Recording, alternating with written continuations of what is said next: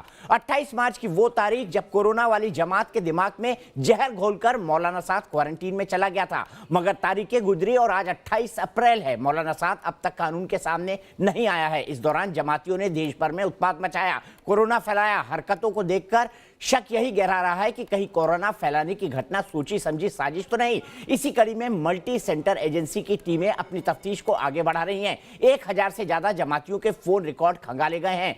चौंकाने वाले खुलासे हो रहे हैं। पता चला है कि कई फोन को फर्जी आईडी से चलाया जा रहा था। इतना ही नहीं, कई फोन में अश्लील क्लिप्स भी मिले हैं। देश की 25 टीमें एक साथ जांच को आगे बढ़ा रही है, क्योंकि जमातियों ने जैसे देश को बर्बाद करने की कोशिश की, कोरोना से संक्रमित करने की कोशिश की और देश के कोने कोने में भाग गए, उन सभी गुनहगारों को ट्रेस करना बेहद ही मुश्किल था। अभी भी 400 से ज्यादा जमाती मौलाना साद की तरह अंडरग्राउंड है। ऐसे में शक गहरा रहा है और सबसे बड़ी बहस को आगे बढ़ाएं उससे पहले हम देखते हैं ये रिपोर्ट। लेकिन उससे भी पहले मैं चलूंगा अपने सहयोगी रुमानुल्लाह खान के पास, जो इस एक्सक्लूसिव रिपोर्ट को हमारे सामने लेकर आए हैं। रुमान, सबसे पहले आपको ये जानना चाहता हूं, इस तरह की इन्वेस्टिगेशन की जरूरत आखिरकार क्यों पड़ी? देखिए, बिल्कुल जिस तरह से तबलीगी मरकज़ के अंदर बहुत बड़ी तादाद में विदेशी लोग आए थे, उनमें से जब उनको निकाला गया था 1000 से ज़्यादा जो विदेशी और दूसरे संदिग्ध जो लग रहे थे एजेंसीज़ को, उन लोगों के मोबाइल फ़ोन लिए गए थे ताकि डाटा डंप किया जा सके। जिस दिन से वो आए थे और उसके बाद से जब तक वो मरकज़ से निकाले गए तब तक का पूरा डेटा डंप किया गया, ये देखने के लिए कि कहीं कोई अलगाववादी संगठन या किसी आतंकी संगठन से तो संपर्क नहीं है।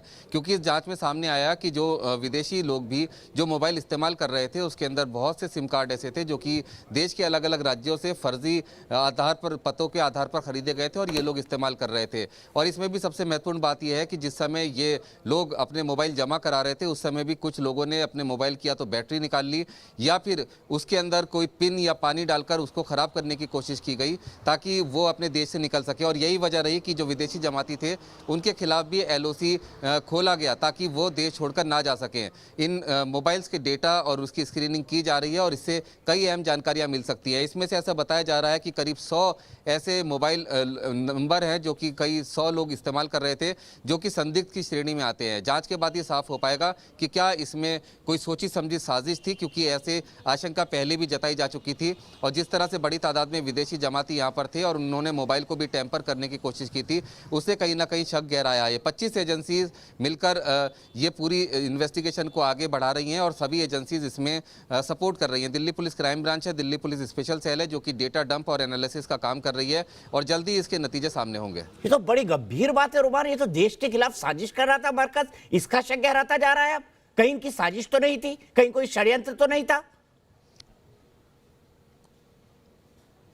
देखिए, बिल्कुल, और इसी वजह से मल्टी एजेंसी सेंटर इस पूरी इन्वेस्टिगेशन को आगे बढ़ा रहा है कि क्या कोई साजिश का हिस्सा तो नहीं थे या फिर ये आम घटना थी। क्योंकि ऐसे कई जानकारियां मिली थी, ऐसे कई लिंक्स मिले थे जिससे ये शक गहराया था, जिसके बाद ये तमाम डेटा डंप करने का जो सिलसिला है वो शुरू हुआ है। जो विदेशी जमाती थे या जो संदिग्ध थे, उनके मोबाइल एजेंसीज ने लिए थे। उनका जब से वो भारत आए थे और जब तक मरकज़ में रहे थे, उस बीच का पूरा डेटा और जो रिकॉर्ड था वो खंगाला जा रहा है। मोबाइल की जाँच की जा रही है कि कहीं इनका संबंध किसी अलगाववादी या आतंकी संगठन से तो ठीक है रुमान, आपको 1 मिनट के लिए रोकूंगा। सबसे पहले देख लेते हैं कि आपकी, माफ कीजिएगा रुमान, आपको रोकना पड़ा, आपकी एक्सक्लूसिव रिपोर्ट इस मसले पर क्या कहती है। देखिए रुमानुल्लाह खान की एक्सक्लूसिव रिपोर्ट, कैसे साजिश के एंगल को अब तलाशा जा रहा है। जमातियों ने जो कोरोना बम फैलाया उसको लेकर रुमान के पास फिर जाएंगे।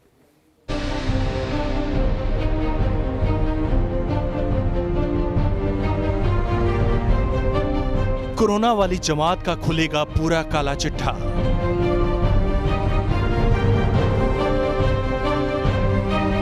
मोबाइल फोन बोलेगा, जमातियों के राज खोलेगा।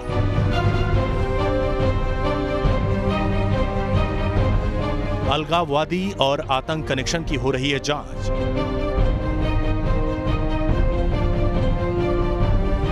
मरकज में शामिल तबलीगी जमात ने पूरे देश में कोरोना फैला दिया। ये महज संयोग था या फिर साजिश, इसकी तह तक पड़ताल होने लगी है। करीब 1000 से ज्यादा जमातियों का ट्रैक रिकॉर्ड खंगाला जा रहा है। 1000 से ज्यादा मोबाइल फोन के डेटा की हो रही है जांच पड़ताल। 1000 मोबाइल फोन से जांच एजेंसियों को मिली काफी अहम जानकारियां। मल्टी एजेंसी सेंटर के सूत्रों के हवाले से खबर है कि उन 1000 मोबाइल से कई अश्लील वीडियो क्लिप भी बरामद हुए हैं। जांच हो रही है कि कोरोना वायरस के फैलने का मसला महज हादसा था या सोची समझी साजिश। आपको बता दें कि मल्टी सेंटर एजेंसी यानी मैक टीम में दिल्ली पुलिस के साथ साथ खुफिया विंग, पैरामिलिट्री इंटेलिजेंस के साथ साथ NIA और CBI की टीमें सहित 25 एजेंसियां शामिल हैं, जो अलग अलग मामलों में एक साथ काम करती हैं। मरकज में शामिल तबलीगी जमात में देश दुनिया से जमाती शामिल हुए थे और खतरे की घंटी तब बजी जब विदेशियों और जमातियों के फोन रिकॉर्ड खंगाले गए। दरअसल दिल्ली पुलिस की साउथ ईस्ट जिला पुलिस इस मामले की तफ्तीश कर रही थी, लेकिन उसके साथ इस मामले की जांच का जिम्मा दिल्ली पुलिस की क्राइम ब्रांच को सौंपा गया। दिल्ली पुलिस की टीम के पास आज भी इन विदेशी लोगों का पासपोर्ट और मोबाइल फोन जब्त है। उन दस्तावेजों और मोबाइल फोन के डेटा को भी फिलहाल खंगालने का काम किया जा रहा है, जिससे इस मामले से जुड़े तमाम कड़ियों को खंगाला जा सके। क्राइम ब्रांच की टीम को उन मोबाइल डेटा से कई महत्वपूर्ण जानकारियां मिली हैं। मैक सूत्रों के मुताबिक कई फर्जी मोबाइल सिम कार्ड का इस्तेमाल किया जा रहा था। झारखंड समेत कई राज्यों के लोगों ने फर्जी पता के जरिए ये सिम खरीदे थे। दिल्ली पुलिस सहित देश के तमाम एजेंसियां इस पड़ताल में जुटी हैं कि मरकज से कोरोना वायरस फैलने की घटना प्रायोजित तो नहीं थी। साइबर डेटा विंग के सूत्रों के मुताबिक अलग अलग राज्यों से आए संदिग्ध लोगों के साथ साथ कई विदेशी लोगों के मोबाइल डेटा की पड़ताल की जा रही है कि कोई शख्स किसी संदिग्ध आतंकी गुट या अलगाववादी संगठनों से जुड़ा तो नहीं। शक इसलिए भी गहराने लगे हैं क्योंकि मरकज में शामिल होने के बाद से जमातियों ने छिपने की बहुत कोशिशें की।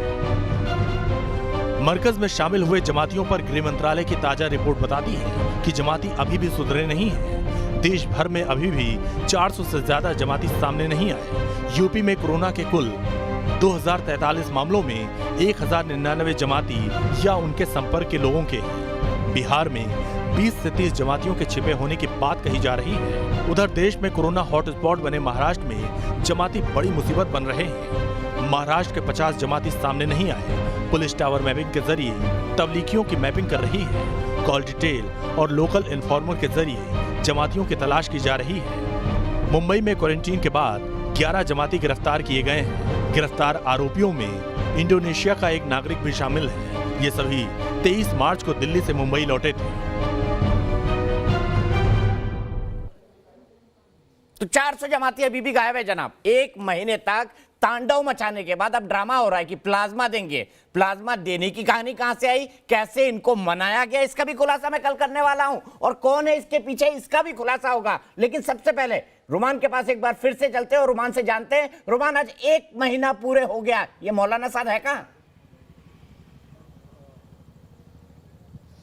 देखिए, बिल्कुल यही सबसे बड़ा सवाल है। भ्रम की स्थिति पैदा कर रखी है। सबसे बड़ी बात यह है कि मौलाना साहब सबसे पहले ये अपने करीबी लोगों के जरिए ये अफवाह उड़वाई कि वो क्वारंटीन में हैं ताकि क्राइम ब्रांच उनके पास ना पहुंचे, जिसके बाद क्राइम ब्रांच ने साफ कर दिया कि वो किसी सरकारी अस्पताल में अपना कोरोना टेस्ट कराएं, उसकी रिपोर्ट सौंपे। जिसके बाद अभी कुछ दिन पहले उनके करीबियों की तरफ से फिर से एक भ्रम की स्थिति पैदा की गई कि उन्होंने रिपोर्ट अपनी जाँच करा ली है, रिपोर्ट निगेटिव आई है, क्राइम ब्रांच को दे दी है। लेकिन क्राइम ब्रांच का साफ तौर पर कहना है कि उनको ना तो कोई इसी तरह की कोई रिपोर्ट दी गई है, और अगर उन्होंने किसी सरकारी अस्पताल में अपनी जांच कराई होती तो सरकारी अस्पताल के निर्देशों के मुताबिक उनको क्वारंटीन रहना होता, वो भी सरकारी निगरानी में। तो सीधे तौर पर ऐसी संभावना नहीं है कि उन्होंने सरकारी अस्पताल में अपनी रिपोर्ट कराई है, जांच कराई है। लेकिन कहां पर हैं, ये सवाल अभी तक बना हुआ है। उनकी तरफ पर उनके जो करीबी और वकील हैं उनकी तरफ से दावा किया गया कि वो लगातार क्राइम ब्रांच के संपर्क में है, लेकिन साफ तौर पर उनकी लोकेशन के बारे में नहीं पता है। दिल्ली से लेकर मेवात तक वो कहीं भी हो सकते हैं, ऐसा क्राइम ब्रांच का कहना है। और उनको जो नोटिस दिए गए थे उसके सवालों के जवाब भी उन्होंने सीधे तौर पर नहीं दिए हैं। अब साफ तौर पर क्राइम ब्रांच ने उनको उनके वकील के जरिए कहा था कि इन्वेस्टिगेशन ज्वाइन करें, लेकिन अब एक भ्रम उनके तरफ से फिर फैलाया जा रहा है कि उनको 91 सीआरपीसी के तहत इन्वेस्टिगेशन ज्वाइन करने का नोटिस नहीं मिला, इसलिए उनकी गिरफ्तारी भी नहीं हो सकती जब तक वो ना आए। लेकिन सीधी बात है, गैर इरादतन हत्या की एफआईआर दर्ज है और ऐसे में क्राइम ब्रांच चाहे तो सीधे उनको गिरफ्तार कर सकती है। लेकिन चूंकि इन मौलाना साद ने कोरोना का जो भ्रम फैला रखा है उसके चलते कहीं ना कहीं परेशानियां बढ़ रही हैं उनकी भी, और भ्रम की जो स्थिति है उसको देखते हुए भी क्राइम ब्रांच लगातार छापेमारी कर रही है। जो उनका कांदला का फार्म हाउस है वहां पर छापेमारी की गई, उनके करीबियों से पूछताछ की गई। क्राइम ब्रांच का कहना है कि जल्दी उनको गिरफ्तार भी किया जाएगा। ठीक है रुमान, आप बने रहिए, क्योंकि मुझे पता है कि इसमें भी कॉन्स्पिरेसी थ्योरी मौलाना के समर्थक ढूंढेंगे। तालिबानी मानसिकता वाला मौलाना, सुन लीजिए मौलाना नदीमुद्दीन, तालिबानी मानसिकता वाला मौलाना, कोरोना फैलाने वाला मौलाना 1 महीने से गायब कहां है? मौलाना नदीमुद्दीन सीधा जवाब दीजिए।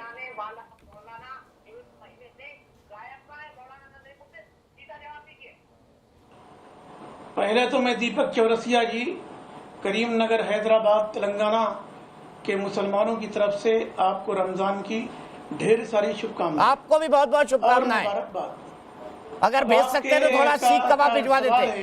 आपको भी बहुत बहुत शुभकामनाएं। सर भेज सकते तो थोड़ा सीख कबाब भिजवा देते। जी ठीक भिजवाएंगे सर, बराबर भिजवाएंगे। अब आपका ये आपने जो सवाल किया है कि मौलाना साहब कहाँ छुपे हैं, कहाँ हैं, मेरा प्रश्न ये है, मेरा सवाल ये है कि दीपक चौरसिया जी इराक जाकर के बगदाद में सद्दाम हुसैन को ढूंढ सकते हैं और मौलाना साहब को दिल्ली में नहीं ढूंढ सकते हैं, एक बात। दूसरी बात ये कि इंटेलिजेंस हमारी क्या इतनी कमजोर है, इतनी नाकारा है कि मौलाना साहब को नहीं ढूंढ सक रही। मेरा आरोप ये है कि अजीत डोभाल और अमित शाह मौलाना साहब को छुपा करके कहाँ रखे हैं, क्यों नहीं उनको बाहर लाया जा रहा है, क्यों मुसलमानों पर की जगह तिहाड़ जेल की कोठरी है, खुद जाएंगे या जबरदस्ती ले जाया जाएगा? बताइए। और भाजपा के नाम पर मीडिया का दुष्प्रचार है, ये बिकी हुई मीडिया का दुष्प्रचार है। मौलाना साहब बिकी हुई मीडिया पे ही बैठे हुए हैं आप। कहता हूँ, अरे बिकी हुई मीडिया पे ही बैठे हुए मौलाना साहब, बिकी हुई मीडिया ही आपको, बिकी हुई मीडिया ही आपको ये कहने का मौका दे रही है कि मीडिया बिक गई है।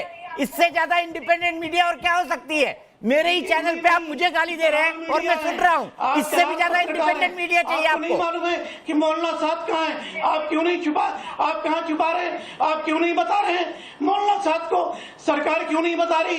भाजपा क्यों नहीं बता रही? पुलिस क्यों नहीं बता रही? अरे मौलाना साहब खुद बाहर आ जाए ना, क्वारंटाइन में खुद गए थे, खुद बाहर आ जाए। दिक्कत क्या है मौलाना साहब?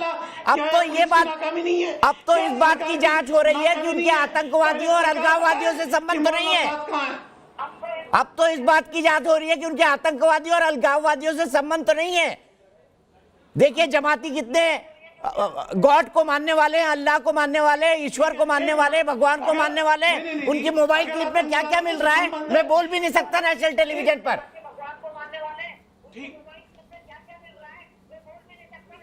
और फर्जी आई कार्ड से काय के लिए सिम खरीदे गए थे? आतंकवादियों के मानने वाले हैं तो 15 साल तक शिवराज चौहान ने क्यों उनके इस्तेमाल का सपोर्ट किया, और 10 साल तक देवेंद्र फडणवीस उनके इस्तेमाल का क्यों सपोर्ट किया? ठीक है, सरकार ने मुफ्ती वजाहत को आने का टाइम हो गया है। समाज को सपोर्ट क्यों किया?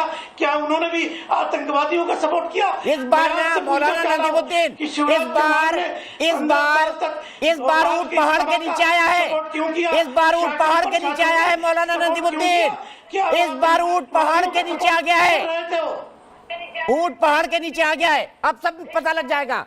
सीधे चलता हूं मैं मुफ्ती वजाहत जी के पास। मुफ्ती जी, आतंकवादी अलगाववादियों से संबंधों की जांच, और उसके बाद जाऊंगा वेद प्रकाश जी के पास। एमएससी को जांच करने की जरूरत क्यों पड़ रही है, ये कितना गंभीर है, वेद प्रकाश जी बताएंगे। लेकिन सबसे पहले मौलाना नदीमुद्दीन, अभी भी कॉन्स्पिरेसी थ्योरी पे चल रहे हैं। जी दीपक भाई, मैं आपसे अर्ज कर दूं कि बार बार मैं टीवी चैनल्स की डिबेट में ये देख रहा हूं कि हमारे देश की अहम तरीन शख्सियत NSA जनाब अजीत डोभाल साहब का नाम बार बार आता है। मैं आपको इतनी बात बता देता हूं कि अजीत डोभाल साहब सिर्फ और सिर्फ इतना जानने के लिए कि ये मरकज़ को क्यों बंद नहीं कर रहे और कितने अंदर बाहर के लोग हैं और इनको मरकज़ बंद कर देना चाहिए, सिर्फ इतना इंटरफेयर करने के लिए आए थे। उसके बाद से और अब तक मौलाना से कोई कांटेक्ट उन्होंने नहीं किया है। और चैनल्स पर बैठ करके इतनी गैर जिम्मेदाराना बात अपने देश के काबिल होम मिनिस्टर और NSA के लिए हम लोगों को नहीं करनी चाहिए। दूसरी बात यह है कि जो कनेक्शन आप जिसको लेकर के आपने डिबेट बुलाई है, ये एक इनकी आम बात है कि जितने भी बाहर से लोग आते हैं फॉरेनर्स, वो यहाँ आकर के सिम खरीदते हैं और फर्जी तरीके से वो सिमें खरीदी जाती हैं, फर्जी तरीके से उनको चलाया जाता है। और फिर इतनी दुनिया आ रही है, ना तो उनकी कोई इन्वेस्टिगेशन करने वाला, ना उनको कोई पूछने वाला कि आप कहाँ से आए हो, किस संगठन से जुड़े हो, किस जिहादी संगठन से आपके ताल्लुकात हैं, तो जाहिर सी बात है ये देश के लिए, हमारे राष्ट्र के लिए एक खतरा बना हुआ था, बना हुआ है, और जब तक ये सारी चीजें दीपक भाई क्लियर नहीं हो जाएंगी जब तक बना रहेगा। रही दिल्ली पुलिस की बात और क्राइम ब्रांच की बात, मैं पिछले 10-12 सालों से दिल्ली पुलिस को बहुत करीब से जानता हूं कि वो बहुत अपने काम में बहुत ही मेहनत लगन के साथ और पूरी तहकीकात के साथ सारे मुकदमात को आगे बढ़ाते हैं। मुझे बहुत उम्मीद जल्दी से है इस बात की इंशाल्लाह कि उनकी तहकीकात मुकम्मल हो जाएंगी जल्दी, और वो मौलाना साथ ज़मीन के नीचे भी अगर कहीं दबा होगा, दिल्ली पुलिस क्राइम ब्रांच उनको निकाल करके इस दुनिया के सामने रख देगी। ठीक है, कि ये कोरोना मौलाना, ये एक वायरस जो इस पूरे देश में है, ये सबके सामने है। वेदभूषण जी, बड़ा सीधा सवाल, एमएससी से जांच की जरूरत, कितना गंभीर मामला है ये? आतंकवादी और अलगाववादियों से संबंध की जांच हो रही है, सस्पिशियस एक्टिविटीज पाई गई हैं। हाँ दीपक जी, पहले तो मैं आपकी एक बात का जवाब देता हूं। जो अभी प्लाज्मा डोनेशन की बात कर रहे थे, वो कहते हैं ना 100 मुंह से खा के बिल्ली हज करने को चली है। अब ये डोनेशन कर रहे हैं, दान देना है। आप भी दिल्ली के बड़े पुराने पत्रकार हैं, दिल्ली और नोएडा में रहे हैं, आप मुझे बता दीजिए कभी उससे पहले ब्लड डोनेशन जमात ने किया? पूछ के बाद में इनसे बता दीजिए। अब मैं दिल्ली पुलिस पर आता हूं कि इसकी इन्वेस्टिगेशन का पर्पज है कि आसाराम और राम रहीम जैसे कन्विक्शन में गए, सजा में गए, वो जेल से बाहर नहीं आ पाए।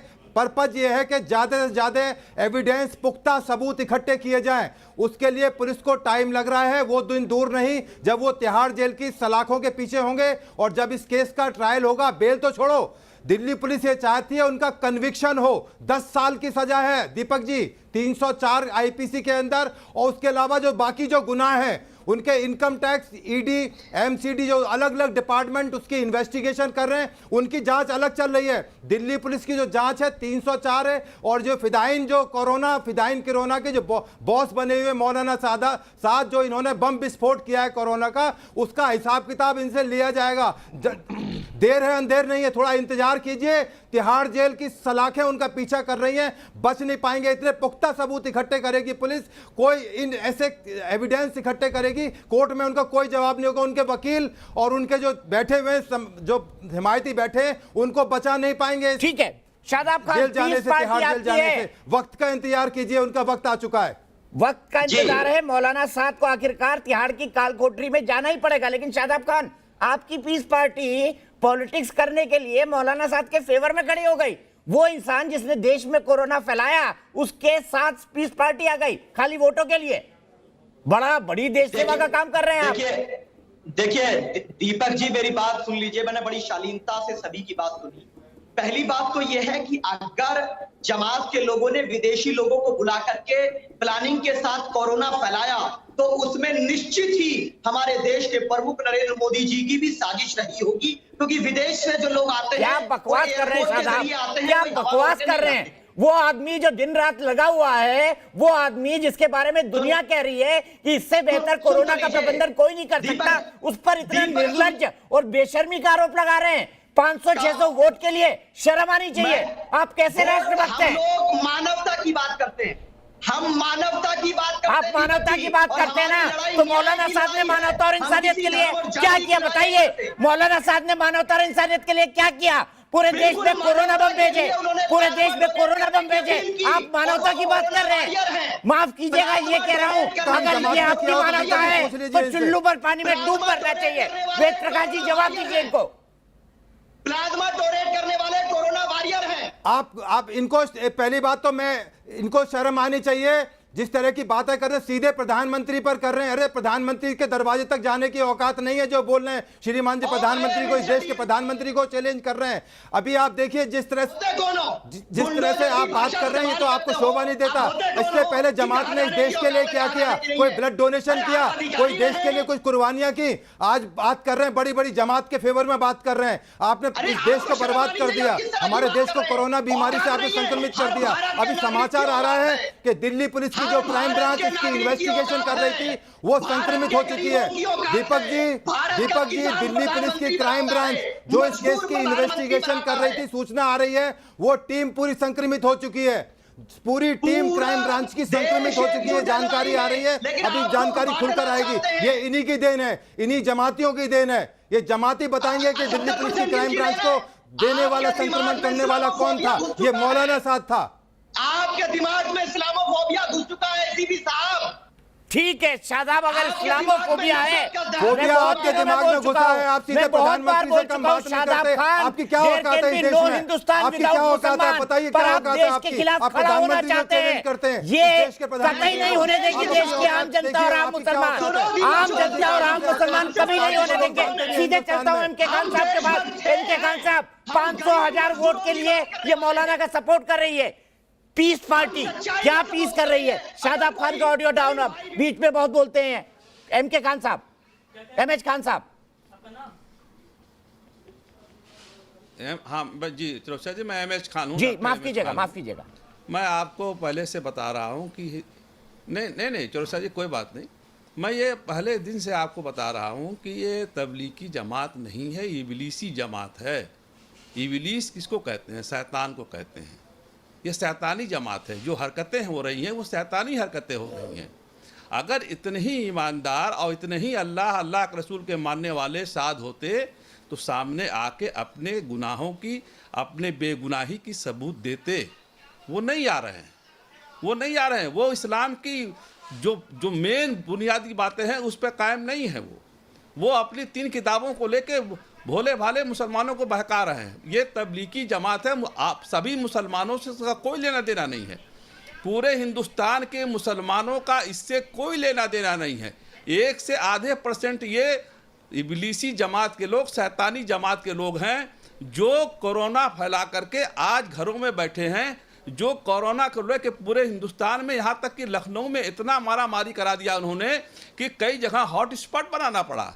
आप देखिए कानपुर में एक मदरसे में, अब आपको एक और मैं खुलासा आपको करना चाहता हूं चौरसिया जी, जो आप लोग अभी तक नहीं जानते हैं। इन लोगों ने क्या किया है कि तबलीगी जमात की अलग मस्जिदें बना रखी हैं जिसमें और मुसलमान नहीं जा सकता है। उन मस्जिदों में ये लेटते हैं, बैठते उठते हैं। ये बड़ा भारी रैकेट इनका है। इसकी पूरी जांच होनी चाहिए कि कहाँ कहाँ। हमारे लखनऊ में भी अभी हमारे मोहल्ले में कई जमाती नहीं पकड़े गए। कहाँ है पुलिस? हमें तो इस सवाल की रिपोर्ट है खान साहब, 400 जमाती अभी भी गायब है। 400 जमाती होम मिनिस्ट्री की रिपोर्ट है, कंफर्म। मैं कोट कर रहा हूं होम मिनिस्ट्री की। 400 जमाती अभी भी गायब है। शर्म नहीं आती इनको, और पीस पार्टी इनके साथ खड़ी है, उसको भी शर्म नहीं आती। मेरे मोहल्ले में 3-4 जमाती हैं नहीं पकड़े गए। उसमें हो सकते हैं वो। ठीक है, बिलाल खान के पास चलता हूं। बिलाल खान, मैं नहीं कह रहा हूं, खान साहब कह रहे हैं। इतने बड़े इस्लामी स्कॉलर हैं कि ये शैतानी जमात है, इब्लीसी जमात है, तबलीगी जमात नहीं है। मैं तो इसको तालिबानी सोच वाली जमात बोलता हूं। जवाब दीजिए, शैतानी जमात है कि नहीं है? दीपक जी देखिए, मैं आपको बताना चाहूंगा, एसएम खान साहब का तो एक एजेंडा है, ये भी जमाती को बदनाम करना। आज इनको शर्म आनी चाहिए। पूरा देश सैल्यूट कर रहा है कि जमात के लोग प्लाज्मा डोनेट कर रहे हैं। किसका षड्यंत्र था कल बताने जा रहा हूं मैं। आज हेल्थ मिनिस्ट्री ने बोल दिया प्लाज्मा डोनेट से कुछ नहीं होता। किसने चलाई थी वो खबर, क्यों चलाई थी, किसने फॉर्म दे लिए थे, सब बताऊंगा। इसी चैनल पे बताऊंगा, इसी चैनल पे बताऊंगा। पहले चोरी, ऊपर से सीना चोरी। पहले चोरी फिर सीना चोरी। अरे दीपक जी सुन तो लिया करें, आप सुनते नहीं है पूरी बात। मैं क्या कहना चाह रहा हूँ, सबसे पहले जो है मौलाना साहब ने ही अपील कर दी सारे लोगों से जितने जमाती हैं कि भी आपको प्लाज्मा डोनेट करना है, जो पॉजिटिव कर रहे हैं।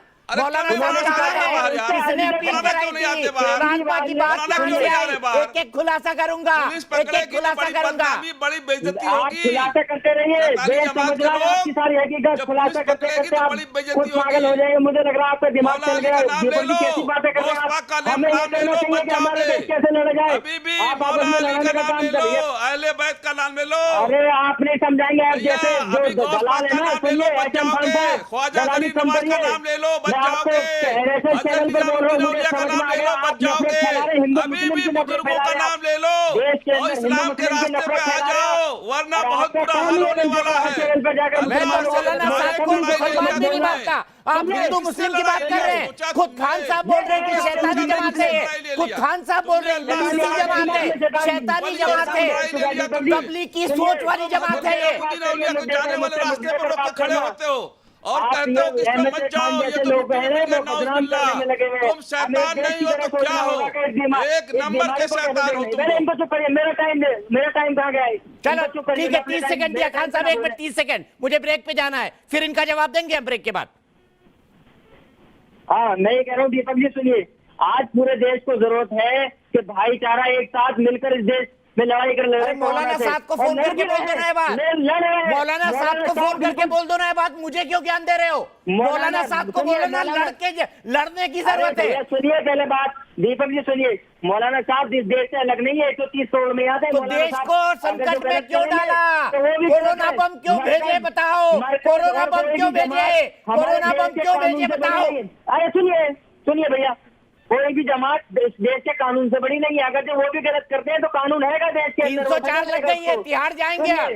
304 लग गई है, तिहाड़ जाएंगे। कोर्ट देखेगा और पुलिस तय करेगी, आप तय नहीं करेंगे। लेकिन आप इस वक्त मान सकते हैं कि आज जो प्लाज्मा डोनेट कर रहा है वो जमातियों की तारीफ कर दी है। झज्जर के अंदर ऐसे बड़े पत्रकारों ने तारीफ करी है, आप हमेशा उनकी। मैं तो छोटा पत्रकार हूँ भैया, मैं तो छोटा पत्रकार हूँ। बड़े पत्रकार तारीफ कर रहे हैं ना, बड़े लोगों को बड़ा काम करने दीजिए। मैं छोटा आदमी हूँ, ब्रेक के लिए रुकता हूँ, बिलाल खान के पास फिर आऊंगा, बताऊंगा कि ये तबलीगी के नाम पे ये फर्जी स्टोरियां क्यों प्लांट की गई। कोई मतलब नहीं है प्लाज्मा डोनेशन का, सिर्फ एक प्रक्रिया है, इससे किसी की शर्तिया तौर पर जान नहीं बचती। मैं नहीं कह रहा हूं, आज हेल्थ मिनिस्ट्री ने इस बात को क्लैरिफाई किया है। यह सिर्फ एक एक्सपेरिमेंट है जिसे किया जा रहा है। किसने इसको बना, क्यों नैरेटिव चेंज किया जा रहा है, इसको भी एक्सप्लेन करेंगे हम, क्योंकि यहां पर होते हैं हर रोज खोज खबर में नए खुलासे।